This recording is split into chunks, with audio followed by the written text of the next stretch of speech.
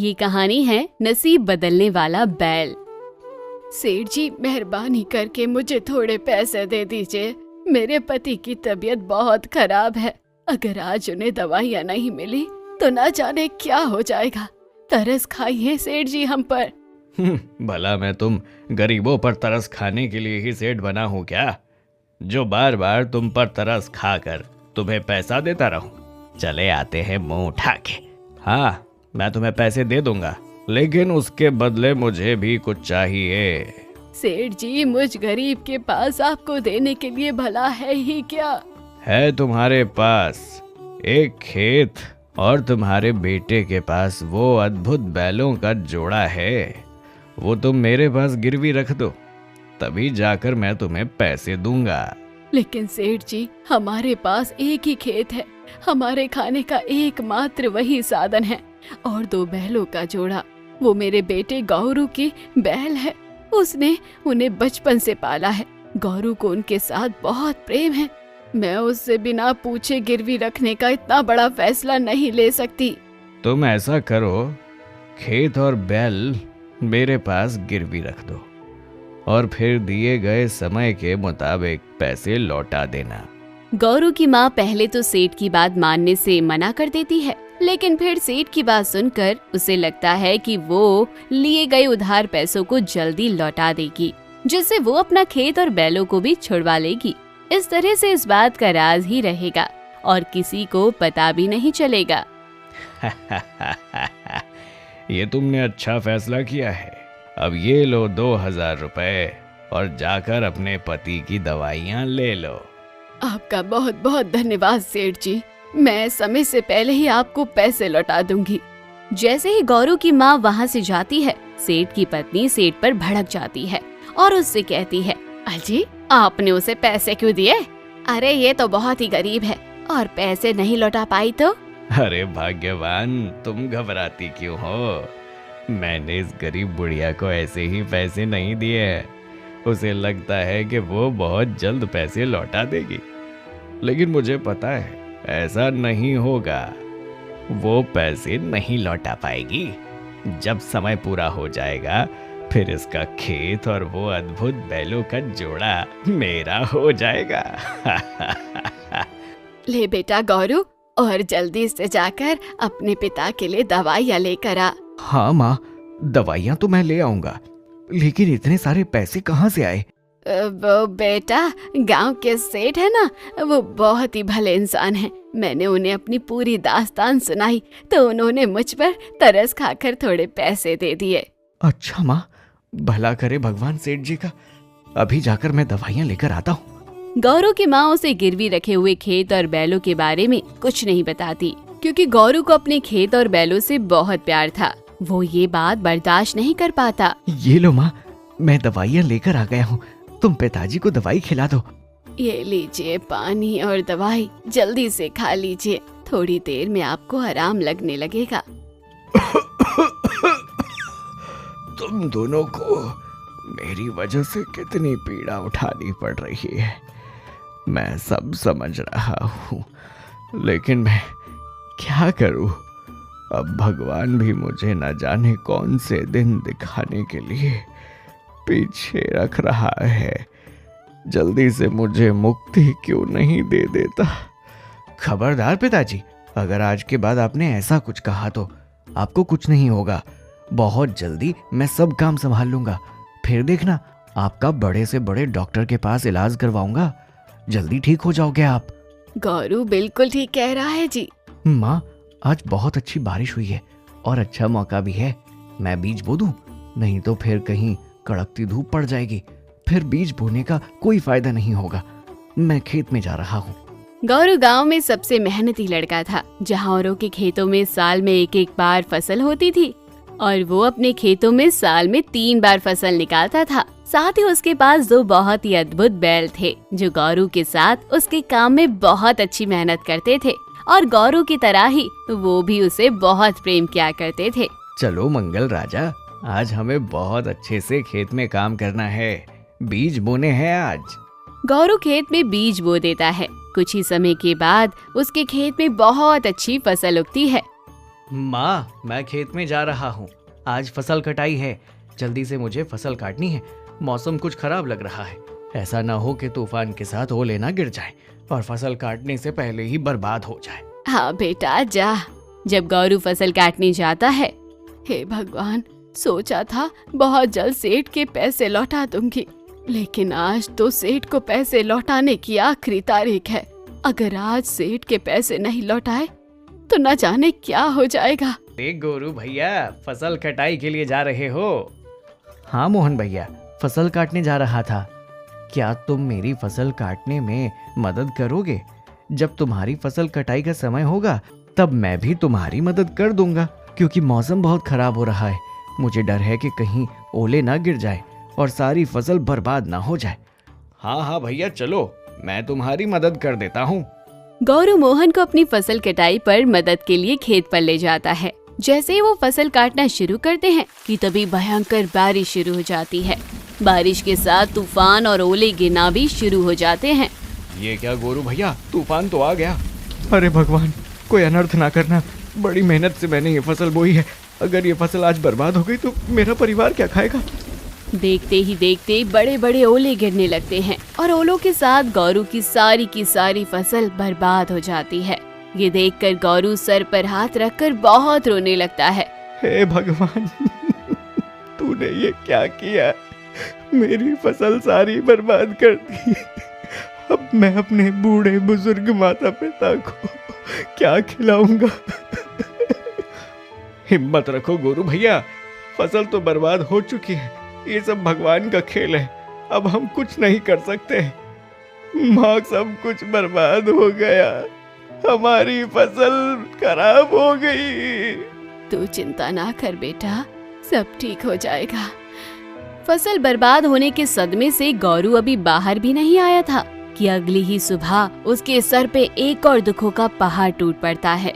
सेठ घर पर आ पहुंचता है। ये क्या सेठ जी, आप ये कैसी बातें कर रहे हैं? हमारा खेत और अब बैल आपके कैसे हो सकते हैं? ये तो तुम्हारी माँ से पूछना चाहिए। ये देखो कागजात, जिस पर तुम्हारी माँ ने अंगूठा लगाया है, वो मुझसे अपने पति की दवाइयों के लिए उधार पैसे लेकर गई थी, जिसके बदले उसने अपना खेत और बैल गिरवी रखे थे। साफ साफ लिखा है कि समय से पहले पैसे देने होंगे। अगर समय से एक भी दिन ऊपर हुआ तो गिरवी खेत और बैल मेरे हो जाएंगे। नहीं सेठ जी, आप ऐसा नहीं कर सकते। हमारे पास खाने का एकमात्र साधन हमारा खेत ही तो है। जहाँ लोग इतनी मेहनत करके साल में एक बार फसल उगाते हैं, वहाँ मैं 3 गुना मेहनत करके साल में 2 बार 3 बार फसल उगाने की कोशिश करता हूँ, ताकि मेरे परिवार का पेट भरे। और मेरे दोनों बैल मंगल और राजा मेरी जान है। मैं उन्हें किसी को भी दे नहीं सकता सेठ जी। मुझे थोड़ा सा मौका दीजिए सेठ जी, बहुत जल्दी मैं आपके पैसे लौटा दूंगा। अरे गोरू, तुम इतने पढ़े लिखे हो कि ये पढ़ सकते हो कि पैसे लौटाने का समय अब खत्म हो गया है। ये सब तुम्हारी माँ को पैसे लेने से पहले सोचना चाहिए था। अभी खेत और ये दोनों बैल मेरे हैं। सेठ अपने आदमियों को बुलाकर जबरदस्ती गौरू के खेत पर कब्जा कर लेता है और उसके दोनों बैलों को जबरदस्ती वहाँ से ले जाता है। दोनों बैल गौरू को छोड़कर नहीं जाना चाहते थे। जाते समय दोनों बैलों की आंख में गौरू की तरह ही आंसू भरे थे।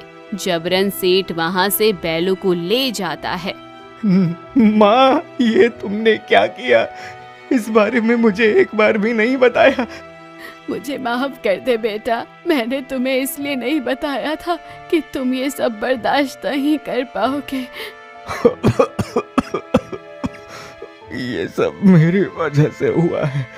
ना मैं होता और ना ही मेरे लिए तुम्हें इतने कष्ट उठाने पड़ते। नहीं पिताजी, आप चिंता मत कीजिए।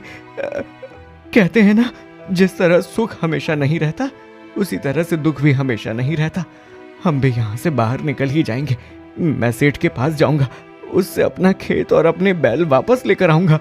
एक के बाद एक मुसीबत का पहाड़ टूटने पर भी गौरू हिम्मत नहीं हारता। जो उसकी माँ सेठ से उधार पैसे लाई थी, उन पैसों को लौटाने के लिए गौरू एक जगह जाकर कड़ी मेहनत करता है और वहाँ से पैसे मिलने पर सीधा सेठ के पास जाता है। ये लीजिए सेठ जी, आपके पैसे पूरे 2000 हैं। आप मुझे बैल और मेरा खेत लौटा दीजिए। नहीं गोरू, अब बहुत देर हो गई है, अब सब मेरा हो चुका है, जाओ यहाँ से। सेठ ने खेत में अपने आदमी काम पे लगवा दिए थे और साथ ही बैलों की बैलगाड़ी भी बना दी थी। सेठ गौरू को घर से धक्के मार के निकलवा देता है, लेकिन गौरू फिर भी हिम्मत नहीं हारता है। अगले दिन फिर से आकर सेठ से वो खेत और बैल वापस मांगने की बात करता है। सेठ जी, मैं जानता हूँ आपको आपके पैसे समय से पहले नहीं मिले, उसके लिए मैं आपसे माफी चाहता हूँ, लेकिन अब तो मैं आपके पूरे पैसे वापस लौटा रहा हूँ। कृपा करके मुझे मेरा सब कुछ लौटा दीजिए। तुम्हें शर्म नहीं आती है? हर रोज आकर मेरे दरवाजे पर खड़े हो जाते हो। जब मैंने कहा ना कि तुम्हें कुछ भी नहीं देने वाला हूँ, निकल जाओ यहाँ से। सेठ जी, शर्म तो मुझे आती है, लेकिन क्या करूँ, 2 बूढ़े बुजुर्ग माता पिता की मेरे कंधों पर जिम्मेदारी है। वो खेत और बैल मेरे लिए बहुत जरूरी है। लगता है तुम ऐसे नहीं मानोगे।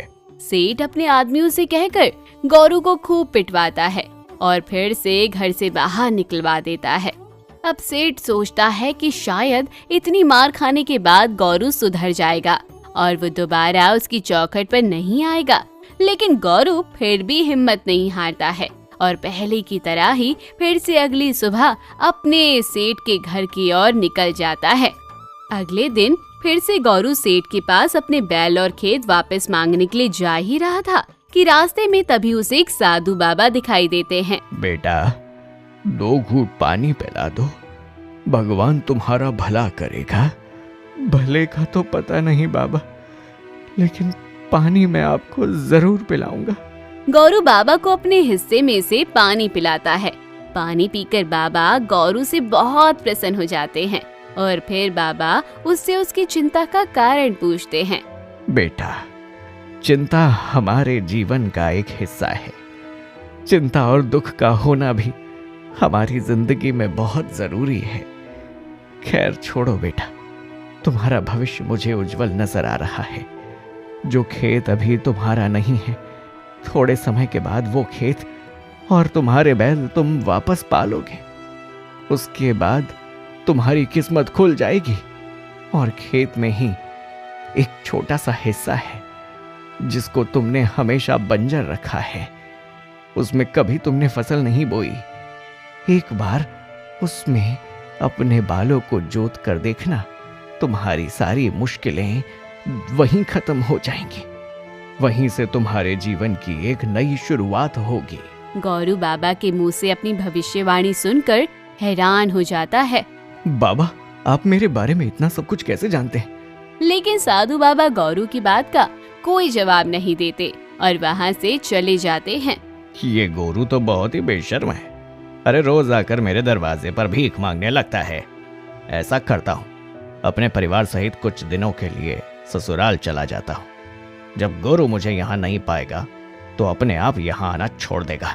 सेठ गौरू से छुटकारा पाने के लिए अपने परिवार सहित गौरू के 2 बैलों की बैलगाड़ी बनाकर कुछ दिनों के लिए ससुराल चला जाता है।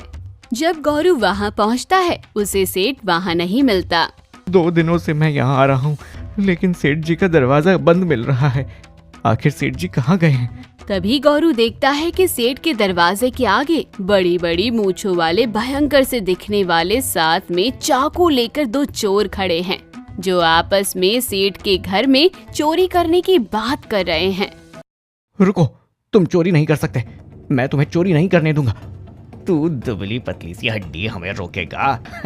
चाकू देख रहे हो हमारे पास कितने बड़े बड़े हैं। चुपचाप यहाँ से चला जा, वरना गर्दन काट के फेंक देंगे। गौरू चोरों को चोरी करने से रोकता है, जिसकी वजह से दोनों चोरों के साथ उसकी हाथापाई हो जाती है। दोनों चोर मिलकर गौरू को बहुत पीटते हैं, लेकिन गौरू फिर भी उन्हें चोरी करने नहीं देता है और चिल्ला चिल्ला के पूरे गांव वालों को बुला देता है। कोई बचाओ, ये दोनों चोर मुझे मार डालेंगे, बचाओ। इतने में सारे गांव वाले वहां इकट्ठा हो जाते हैं और चोरों को पकड़ लेते हैं। चोरों को पकड़कर सारे गांव वाले खूब पीटते हैं और पुलिस के हवाले कर देते हैं। लेकिन चोरों ने गौरू को बहुत जख्मी कर दिया था। जब कुछ दिनों के बाद सेठ वापस आता है तो देखता है कि अब गौरू हर रोज की तरह सुबह सुबह उसके घर अपने खेत और बैलों को वापस मांगने के लिए नहीं आता है। तभी सेठ गांव के एक आदमी से पूछता है, अरे सुनो भाई, ये गोरू कहाँ है? बहुत दिनों से दिखाई नहीं दे रहा। सेठ जी, आपको तो गोरू का शुक्रिया करना चाहिए। आज आपके घर में जो लाखों का माल बचा है वो गोरू की वजह से ही बच पाया है। आप तो यहाँ से चुपचाप अपने परिवार को लेकर बैलगाड़ी से निकल गए थे, लेकिन पीछे आपके घर में चोर आए थे। उन चोरों को गोरू ने चोरी करने से रोका, लेकिन चोरों ने गोरू को जख्मी कर दिया, जिस वजह से गोरू बहुत बीमार है। ये सब सुनकर सेठ की आंखें खुल जाती हैं। जो कुछ भी उसने गौरू के साथ किया था उसके लिए बहुत शर्मिंदा होता है। सेठ गौरू के घर पहुंचता है और उससे माफी मांगता है। गोरू, मुझे माफ कर दो। मैंने तुम्हारे साथ बहुत गलत किया। अब मैं अपनी गलती को सुधारना चाहता हूँ। तुम्हारा खेत और तुम्हारे बैल, तुम्हें सब कुछ लौटा रहा हूँ। धन्यवाद सेठ जी। सेठ गौरू को उसका खेत और उसके बैल लौटा देता है। कुछ दिनों में गौरू फिर से अपने खेत में फसल बोने के लिए अपने बैलों को लेकर जाता है। तभी गौरू को साधु बाबा की वो भविष्यवाणी याद आती है। वो अपने खेत में उस बंजर जमीन के टुकड़े की ओर देखता है और उसमें बैलों को जोतने लगता है।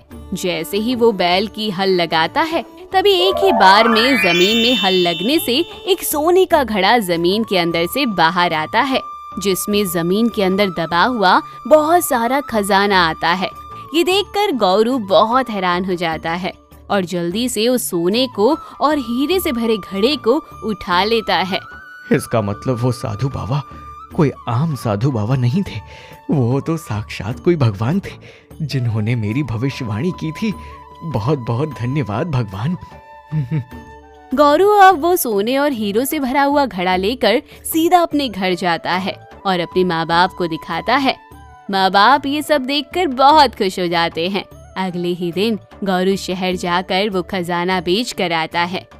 अब गौरू पहले जैसे गरीब नहीं रहा। गांव में वो सबसे अमीर आदमी बन चुका था।